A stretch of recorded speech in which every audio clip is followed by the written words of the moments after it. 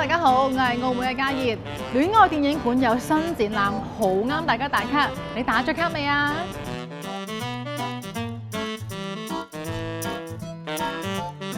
喺呢個溫暖的家裏面，有動漫睇，有打卡位，仲可以睇到創作者嘅原創手稿。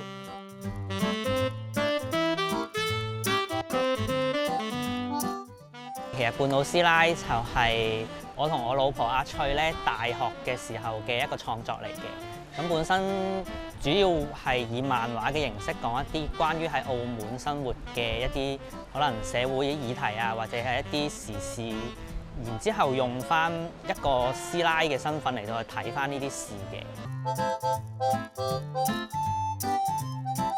今次呢個展覽咧，主要係有兩個部分嘅。咁第一個部分咧就係以一個家居嘅形式，咁大家會見到入到去嘅時候就會覺得好似去咗一個澳門一個普通嘅屋企咯。而另外一個展廳咧就會講翻師奶呢10年嚟或者10幾年嚟嘅一個變化啦，同埋會見到我哋一啲動畫同埋漫畫嘅一啲原稿。咁同埋就會有一個打卡位，俾人講佢嘅心聲嘅一個地方，或者係分享嘅地方。咁動畫裏邊又或者係半島師奶呢個 IP 裏邊，其實最主要嘅角色就係師太啦。咁而佢老公就係叫師叔啦。咁佢亦都有一對仔女嘅，就係叫做師明同埋師恩嘅。